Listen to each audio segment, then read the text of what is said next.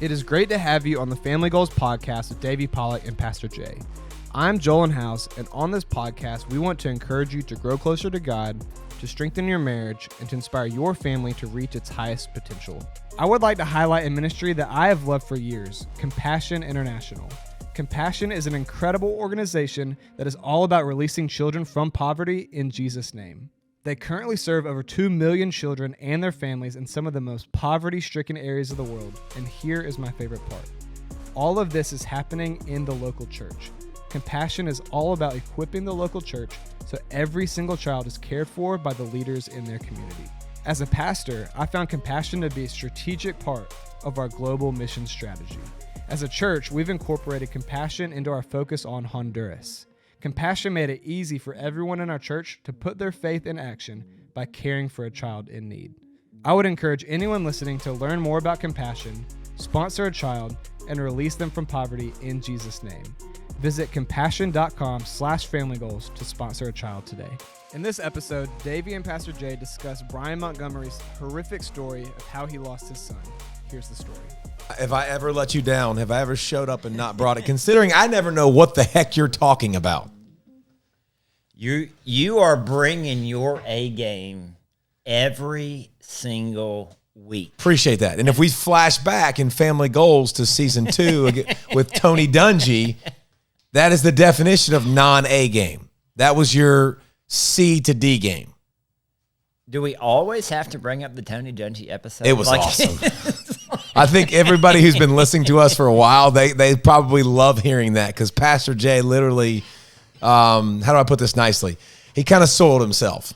I was a little flat that day. It was a bad day. I was a little flat. You know, Monday mornings, I'm kind of worn out, I'm kind of tired. I think that particular, I can't remember what had happened. I think it was a Thursday, but yeah, that's okay. The old Tony Dungy episode. So Jennifer and I were watching this comedian. I can't remember her name, and she was talking about the love languages, and oh boy, and it was really, she was being real funny about it. Yeah, and she was like, you know, my husband's love language is this, and if I don't do that, I mean, the next thing you know, he's going to be at the water fountain and work, and something's going to come up. I don't know if I can say that. That took an unexpected turn. I just spilled my water a little bit. Like, all right, back to Family Goals. This is a family affair. We apologize. Can we bleep that out? For ESPN purposes, that would be called something that we call Card 99. When you have Card 99, that means they hand you the card that says, I am sorry for what I just said. My actions do not represent the company. What I said, I apologize for. That was... and by the way, I butchered that joke. That was... well, you know what? Speaking of not bringing your A game, there you go. We started off with it. And the whole... Yeah, I butchered that joke. Take two. Let's go again. All right. So, how was students this week? It was great. It was great. We didn't talk about that, by the way. Weren't you speaking of students? Yeah. They go good? Yeah, it went well. Man, it's awesome. Well, I've noticed you doing a lot of speaking lately. It's been fun. The David Pollack speaking tour.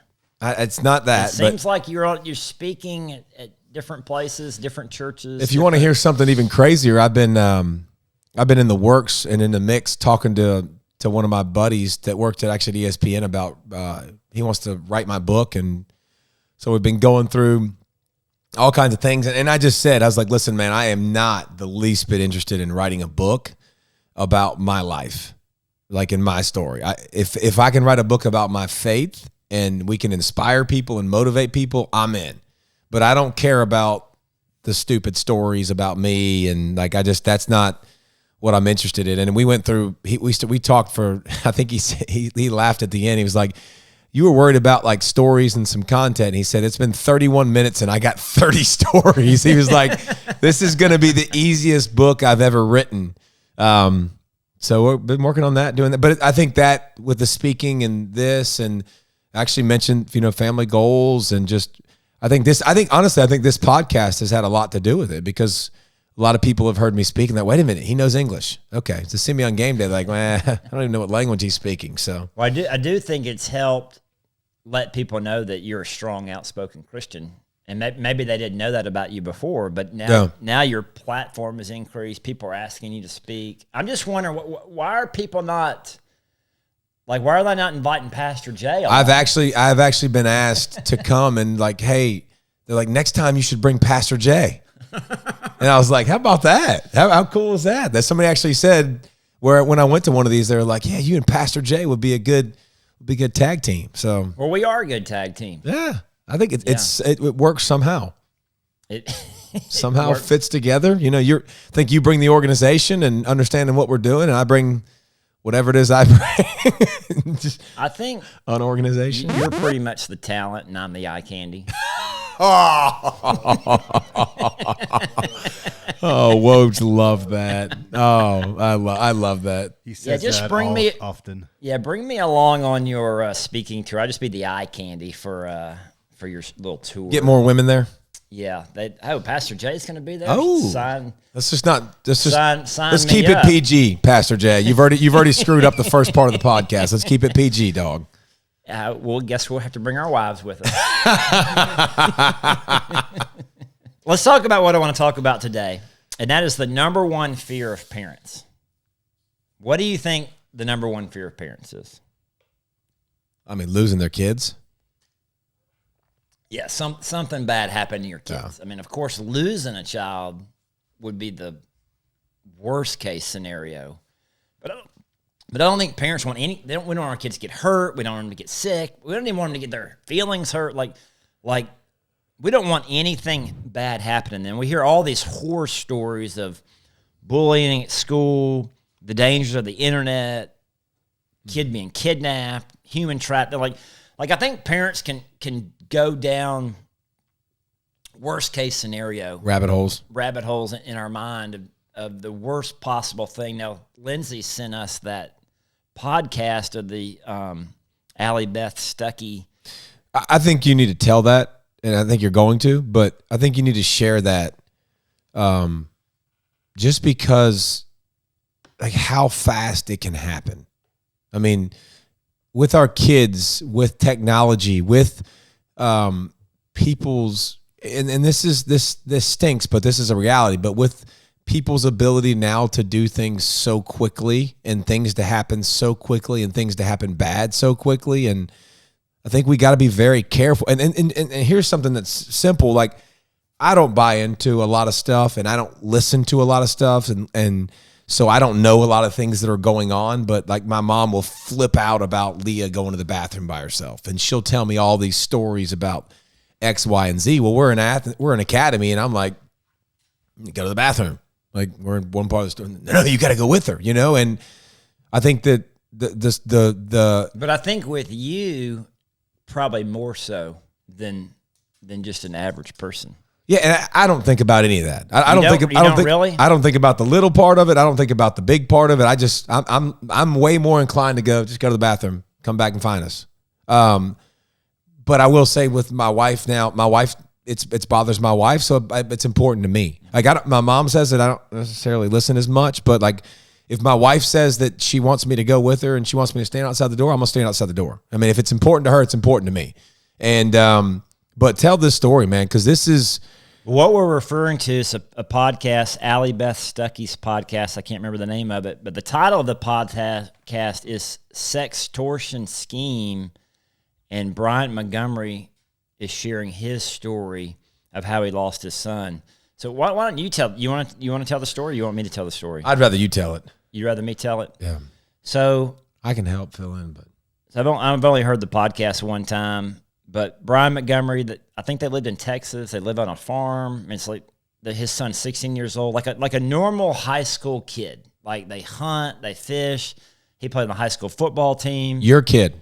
When you're listening, this is your kid. Just listen. A Christian family. Yeah. Like, they go to church. They're a good Christian, solid Christian family. Tuck the kids in bed, pray with the kids, all this stuff. And they wake up the next morning, normal day. Mom and dad are going to get the kids ready for school, and their 16-year-old son is dead in his bedroom, and he'd shot himself. And so then they start doing all this investigation of what had happened. And long story short, he had his phone in his bed with him. Some girl messages him on Instagram, said, "Hey, how are you?" They have a mutual friend that they kind of knew, and that they begin to talk on the phone. They begin flirting a little bit on the phone, and the girl says, "Well, do you want to mess around?" And he says, "Well, what do you mean?" And she kind of starts, sent some pictures of herself, and next thing you know, they're on video chat, which I didn't even know Instagram could do this, but apparently like FaceTiming, like he can see her and she can see him, and they have some type of sexual encounter over the phone. And then the next thing you know, the person on the other end isn't this 15, 16-year-old girl. It's somebody in Nigeria Using technology and basically saying, "We've got you recorded." Yep. Sends him video of himself, obviously doing stuff he wouldn't want anybody to see. And then they start threatening him. "Well, we're going to start sending this. We're going to send this out on Instagram to your friends, to your family, unless you send us $1,000." And he's like, "I'm 16. I'm 16. I don't have any money."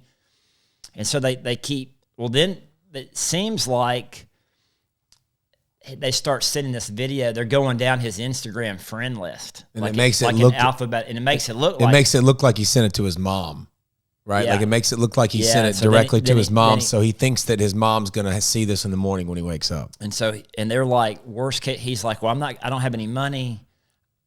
I'm just going to kill myself." And then the person on the other end says, "Well, go ahead and do it. You should. You should, because you're worthless. Nobody's going to forgive you." And so he goes down into his dad's office, opens the safe, gets a revolver, comes back up, and kills himself. And the crazy thing to me, because when I first saw the title of the episode, I was thinking this was something that was going to take months and months and months to unfold. But that entire situation happens in like 2 hours. And because through the phone, through Instagram, I didn't even think about Instagram, but that is just devastating. It's so sad. It's so scary, but it could happen to anybody. Anybody. It can happen to anybody. And again, you know me, my brain goes practical. My brain goes, how do we learn from it? How do we apply? Why, kids and anybody who's listening, why is the phone in the room? And listen, everybody's going to disagree. Everybody will have their own things. Phones shouldn't be in the room. Phones in the bedroom are going to equal bad things for any kid. Any kid, the best kid, the worst kid, whatever. It's not going to end in well because they're going to be up. You got nothing to do. You get bored. I can tell you from experience back in the day, I had nothing to do. I'm bored. I'm sitting in bed. That's when I'm starting looking at websites I shouldn't look at. That's when I'm starting to text people that I don't need to be texting. There's nothing good that comes of it. Have a hard and fast rule in your house that the phone, when they go to bed, stays downstairs. The phone goes with you. You have the phone. This is obviously to a 30,000th degree of worst case scenario of what can happen. But every single night, something bad can happen. Every single night, they have access to porn. Every single night, they have access to people that can influence your child for the rest of their life that you have no clue who they are. Think about that. They can influence them for the rest of their life, how they think about certain things, how they see certain things by one click, by one tap. And this is horrific. This is awful. This is absolutely terrible. But the problem is you could find a lot of these stories. Well, Lindsay sent me that yesterday, and just last night I sent it to a bunch of people who sent it to a bunch of people, and people are already responding back. Yeah, I heard about this, I heard about that, but I didn't even know that was a possibility. Like in my mind, you don't want the kids to have the phones because of pornography. Like they might see pornography, or it's keeping them up they're not getting their sleep. Yeah. But this whole idea that someone could reach out to them and message them through Instagram, like that, I didn't even know that was possible. I hope that person goes to jail. Yeah, they're trying to find them. I hope so. And but no, I mean, but I think, and he even says, because they were asked, she was asking the dad, like, what would you do differently? And I can't even put myself in that dad's situation, because you're thinking about if I hadn't done this or hadn't done that, but he was definitely saying the phones, like, there's no reason to have the phone in your bedroom from 10 p.m. till 6 a.m.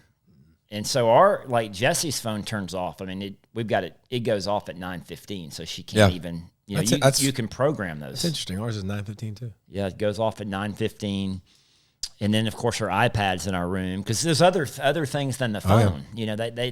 I would also say, and I'm not trying to be insensitive at all, but also if you have guns, I mean, the outcome might be different if you didn't have access to guns. It might have been something that you have an impulse and it doesn't happen if you don't have access to it. And make sure that kids can't get to your guns. I mean, it's another thing that I would take away from. But it's always such an interesting topic, and I hurt feelings all the time with the phone situation. But yeah, but when you hear that story, hopefully, then it's like, okay, so it's a major wake up call. So what's your phone rules?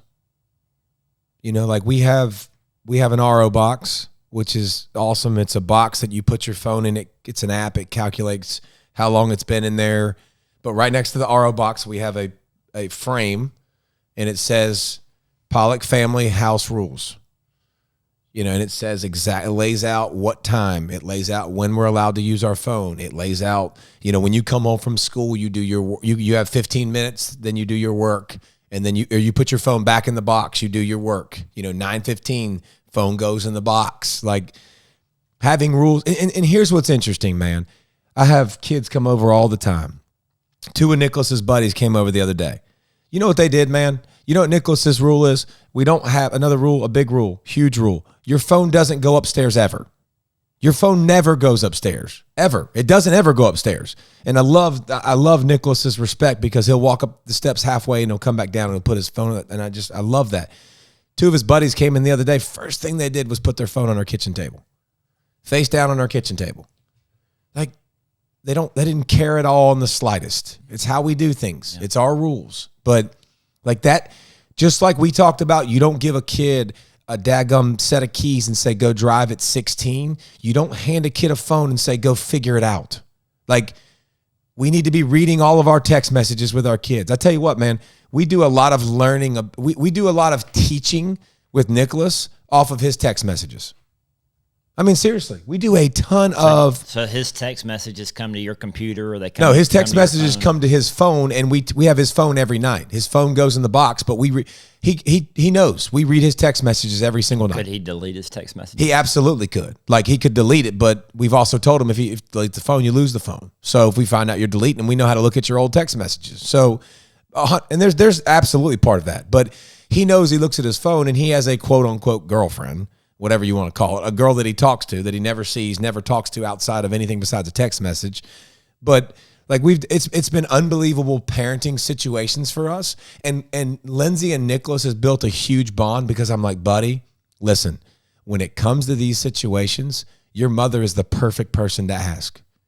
She's a female. She has the best advice of anybody I've ever met. Like, go to her. Feel great, feel safe going to her, talking to her about this, because she's good at it. And there's been so many situations that we've had, because, it's interesting. Just like with other friends, we're like, bro, we don't go to negative town. Like, we don't, if there's a relationship in your life that's toxic and it's going to be back and forth and it's going to be negative, like, we're not going to allow you to communicate with those people, because that's not doing anything good for you, But again, we're having great conversations about how to manage your phone and how to, cut people out of your life, cut things out of your life that aren't going well. But I think it's really been good, because every single, like, he'll literally make a comment about, oh, did you see that so-and-so, his girlfriend, texted that? Like, because he knows we read it every night. But he's now gotten to a point where it's really cool that specifically with Lindsay, just going to her, asking advice. How do you deal with this? How do you deal with that? One of his texts, I thought, to his, and I do the quotes every time, girlfriend. One of his texts, he said to her, he's like, hey, you need a William in your life. And William's one of his best friends, and he's an unbelievable example of an unbelievable stud. He's just a stud. He's a great kid. He's got an unbelievable walk, and he's like, he told us, like, you need a William in your life. And I was like, that's fantastic. Like, well, I think what y'all have with Nicholas right now is what every parent should want is honesty and openness from their kid, and that they have someone that they can come and talk to, and about anything, which is hard. Yeah, but I'll say this, in full disclosure and full honesty, I think we have that, but I think it's more with Lindsay than it is with me. And I have no qualms about that, and I'm okay with that, and I want to forge that with my kids. Like I would say Jolen's probably the same way with I'm Jennifer. but that it doesn't hurt my feelings at all, and I'm going to continue to nudge Nicholas and nudge Leah to do that. One, I think Lindsay's unbelievable at giving advice, listening, and has such a discernment. It's a gift. She has a spiritual gift of discernment and prayer. She's got two that are unbelievable, and so I want to forge that, and I want them to understand that. But think about that kid that, what if he knew beyond a shadow of a doubt, no matter what he did, his parents were going to have his back and it was going to be okay. He might still be here, and that's such a hard example, and it's such a hard thing to talk about. And I'm not saying the parents are responsible at all, at all. They're obviously not, but if our kids have that in their hearts and they're like, dude, anything that comes up, I know they got my back. And I do a really good job of saying that, but I don't do a really good job of showing it. And that's where, as they've gotten older, I've had to evolve, and I'm going to have to continue to evolve, because can't overreact, no matter what your kids say, you cannot overreact. And if you need to repeat it, like if you need to ask questions, I think a good thing to do is ask questions to buy time. That's what I'm trying. Yeah. I'm kind of learning to do that. Like Nicholas came to me and talked about, shoot, the way you opened this podcast, I probably could say the word, but he was talking about his friends and what they do in their spare time. And it's talked about now a lot, like masturbation. It's talked about now. Like in 8th grade, it's talked about a ton. And he came to me and we talked, a ton about it and all that stuff. And it was, different conversation back and forth. And it was cool though. It was a cool conversation, back and forth. But I was like, this is also something, buddy, that people are going to talk about a lot in 8th grade. I said, but it's going to go away pretty quickly. Like this will get old hat and it'll be new things. Like it'll be new things before, like that are coming on. But you just I had to ask him some questions and be like, oh, okay. So what specifically, what, and kind of buy some time in daddy's brain to make it where I'd have an acceptable answer. And I'd say another thing too, to bring up real quick, and you can keep talking about this. One thing that is very prevalent, Lindsay sent me a devotion about it. I also don't want to raise Pharisaical children. And that's a hard thing that we're probably working on a lot is, and I think parents, if you're a parent that is always pointing towards other kids and what they're doing and that's bad and that's this, I think you'll raise kids that point towards other kids and say that's bad. You should that's a bad kid.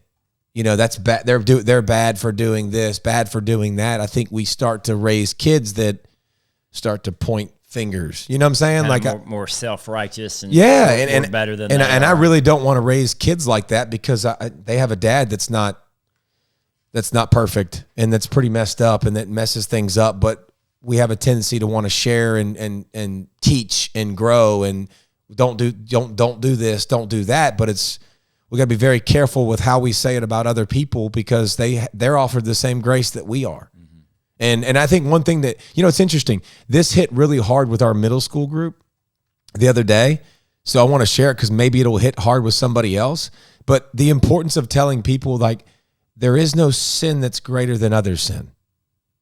Like, sin is sin, right? It's easy for us to judge somebody else's sin as being worse than our 100%. And that's a little sin. There's no little sin. Like, sin is sin. Like, the big sins are forgiven.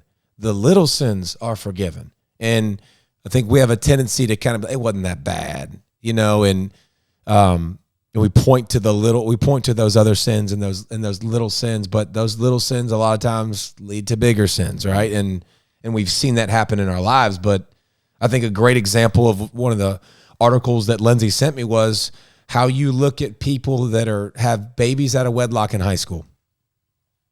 I think it's very interesting because think about that. All of us think about that real quick. We look at people that have babies and we're like, man, that's a horrible mistake. But what about people that are having premarital sex and have gotten away with it? Or someone who had an abortion. Yeah. But we don't look at that as bad. We look at something's wrong. That's a huge, look at that huge mistake that happened, but you could have done it. You could have been a part of it. You did the same exact thing, but didn't experience the same result, so I think it's a hard. But that's the culture we live in. That's the society. Listen, I do it too. You said something I want to go back to about the kids putting the phones on the tables and when you have guests in the home, they quickly put their phone on the table.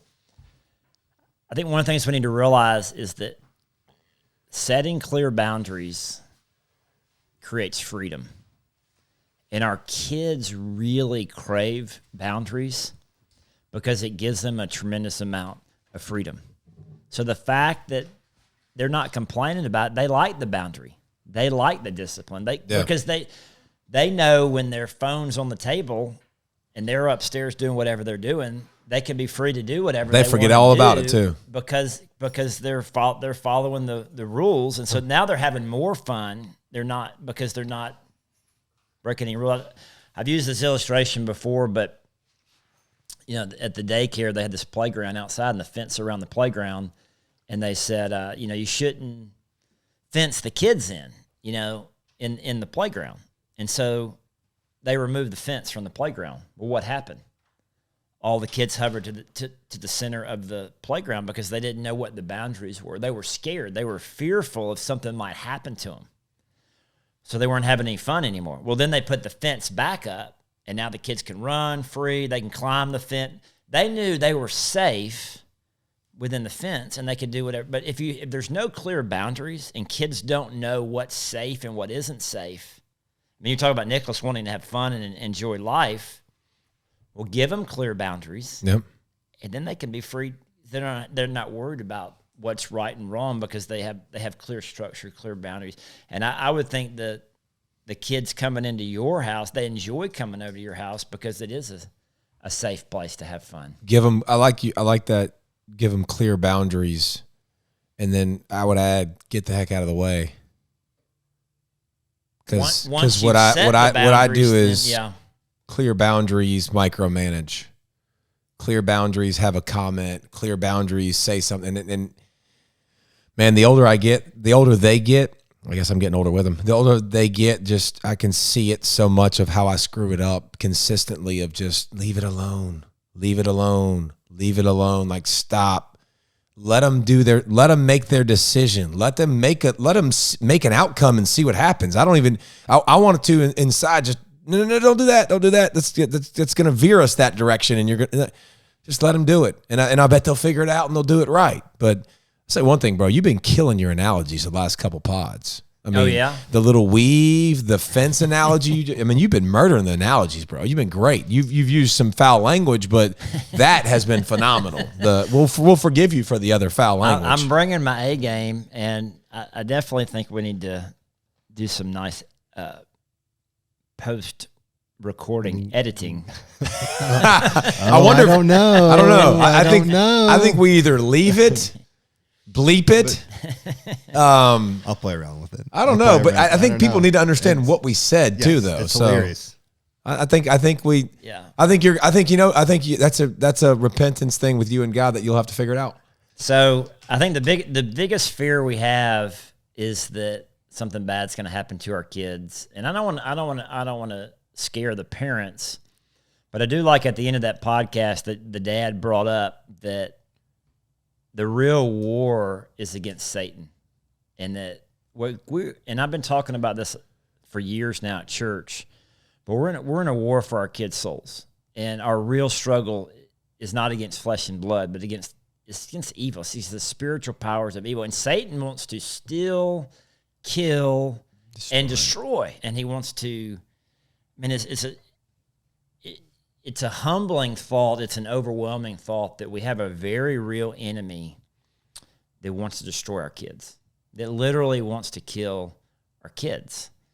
And so we have to put a hedge of protection around them. We have to pray for them. We put them in God's hands. And I know you're laughing because I'm laughing because the joke you sent me. He sent me a comedian the other day. We got to put a hedge of protection. What's a hedge of protection? Yeah, he was talking. It's Tim Hawkins, and he has this little bit about the hedge of protection being like a shrubbery. Yeah, and it's like how about a cement wall 10 feet tall with barbed wire on top protection? How about a prison protection? The prison fence with the wire on top, bro. Like, can't we do better than a hedge? Yeah, just a hedge. Can we do better than a shrubbery? Yeah, he was pretty funny, and then he was playing like he was Satan. He's like, "How did you know my weakness was gardening, or how did you know my weakness was landscaping?" But I do think we can't live in fear. No, and I think that's kind of the dark place you go with this is worry and fear and anxiety, and you're constantly. It overwhelms you, like, because our kids, like my daughter's at Loganville High School right now. I mean, I have no control over that situation. Nope. I'm trusting the principal. I'm trusting the security there. I'm trusting the teachers. But ultimately, I'm trusting God. Like, yep, she's in God's hands. God loves her. He made her. He cares for her. He wants what's best for her. And we can't live in fear. We have to live in God's love. Thank you for listening to this week's Family Goals podcast with David Pollack and Pastor Jay. So what are your phone rules? What regulations do you have in place for your family so that you and your family are not on your phones at night? I love how Davey said, just like you don't give your kid a set of keys at 16 and tell them to figure it out, you teach them how to drive. So in the same way, you don't give your kid a phone and just tell them to figure it out. You help them and teach them and set rules and regulations for their own good. I encourage you to think on these things and evaluate where your family is, how you're doing, and how you can get better and regulate and set rules for your household. I like how Pastor Jay said, the real enemy is Satan, and he wants to steal, kill, and destroy. The battle is ultimately against Satan, and we need to pay attention to how he uses certain things like phones and social media and other things to attack our family. If you found this episode helpful, encouraging, or entertaining, please let us know by subscribing to the podcast or by writing a review. You can also reach us on Instagram and Twitter @FamilyGoalsPod. Thank you again for listening to the Family Goals Podcast, and we'll catch you next week.